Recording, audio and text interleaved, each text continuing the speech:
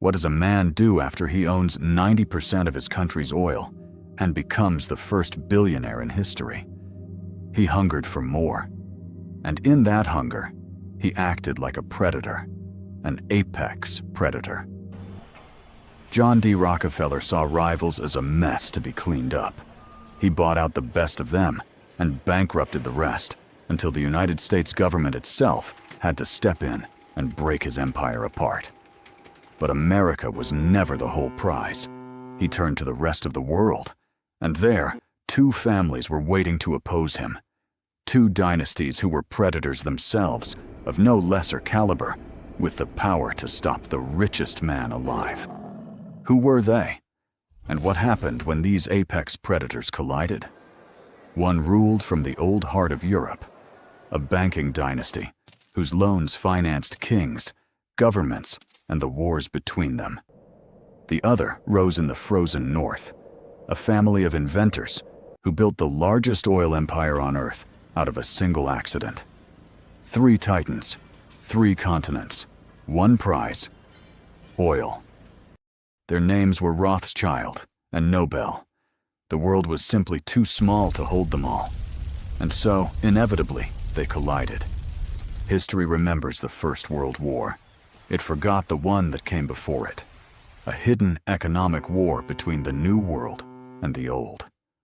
A war between the richest families alive, who turned their limitless power against each other in a rivalry that gave no mercy.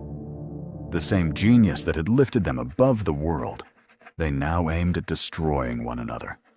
Their war lasted 30 years, and in the end, in a single night, all 3 lost everything they had built. But here is the strangest part. The family that lost the hardest became the most honored name on the planet. You say it every year, and you have no idea it was once an empire built on oil. This is the story of the First World War over energy and the 3 dynasties it destroyed. It began, like most empires, by accident. 1873, the Caucasus, the Russian Empire. A man steps off a boat at the edge of the world, carrying 25,000 rubles that do not belong to him. His name is Robert Nobel. His family are Swedes, engineers, inventors, builders of weapons for the Tsar. And Robert has been sent south on a simple errand by his younger brother, Ludwig. Find walnut wood to carve the stocks of rifles for the Russian army. That is the entire mission. Buy wood, come home. But Robert never buys the wood, because the town he lands in is called Baku, and Baku is soaked in oil. For centuries, the ground here had bled black. Locals collected it in pits. The air tasted of it. And in 1873, a young industry was just beginning to claw it out of the earth. Robert took the 25,000 rubles meant for timber and bought a small, failing oil refinery instead. Then he sent his brother a letter. It was, by pure luck, the single best decision the Nobel family would ever make, and the worst. When Ludwig Nobel read his brother's letter, he didn't panic about the wasted money. He saw the future. Ludwig was a different kind of mind, a chemist, an engineer, obsessed with one idea: waste is theft. Every other oil man in Baku worked like a peasant. Ludwig decided to industrialize an entire region. He poured money into Robert's little refinery. By 1876, the Nobels were the finest refiners in Baku, shipping their first illuminating oil north to St. Petersburg. Then Ludwig looked at the problem everyone ignored. How do you move an ocean of oil across an empire with no roads? The Americans shipped their oil in oak barrels. The barrels leaked. They cracked. They burned. So in 1877, Ludwig Nobel ordered something the world had never seen: a ship made of steel, built to carry oil loose in its own hull, like blood in a body. He named her the Zoroaster. 750 tons of oil in a single vessel. And then he did something no businessman should ever do. He refused to patent it. He let the entire world copy his design for free. That was the paradox of Ludwig Nobel. The man building one of the largest fortunes on earth also built parks for his workers. He gave them a savings bank. He lived in a mansion in the middle of the oil fields, a house cooled by 800 tons of ice. By 1879, he fused it all into one company, Nobel, the petroleum production company of the Nobel brothers. It would become the largest oil company the world had ever seen. At its height, Russian oil would outproduce America itself, pouring out nearly half the planet's supply. The accidental empire was no longer an accident. It was a giant, and giants attract other giants. 4,000 miles away, in Cleveland, Ohio, another man was building his own machine.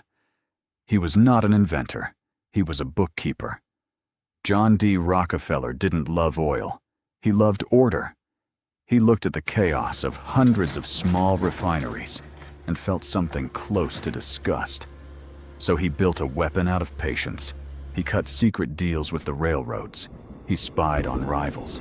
He invited competitors into his office, calm as a deacon, and offered them a single choice: sell to me or be crushed. One by one, they sold. By the end of the decade, John D. Rockefeller's Standard Oil controlled 90% of all the oil in America. 90%. An entire nation's light in one man's ledger. But Rockefeller had a problem only an emperor could have. He had conquered America, and America wasn't enough. The world still lived in darkness, because the oil flooding out of Baku was now reaching the ports of Europe, and it was cheaper than his. The bookkeeper had found his first real enemy, and his enemy had a banker. 1883, Paris.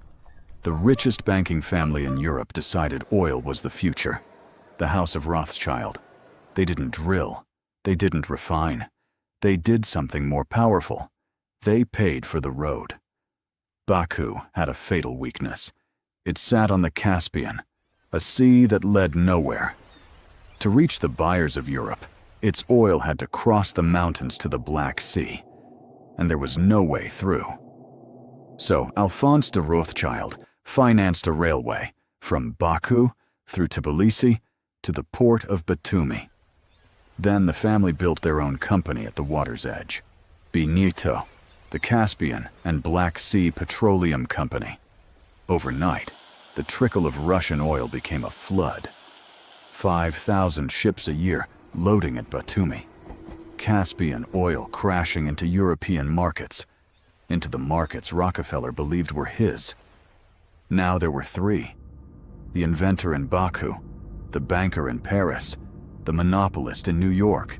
Three kinds of power, one prize, and none of them was willing to share it. Rockefeller understood something his rivals didn't. You don't always have to destroy an enemy. Sometimes, you simply buy him. So he sent a man named Libby across the ocean to Ludwig Nobel with a quiet, generous offer. Let Standard Oil buy a piece of Nobel. Let us be partners. It was the same offer that had ended 100 American oil companies. The friendly handshake before the fall. Ludwig Nobel said no. He didn't want to join the machine. He wanted to break it. He believed no single man should own the light of the entire world. Rockefeller had been refused, and the bookkeeper did not forget a refusal. What came next was not a negotiation. It was a 30-year war,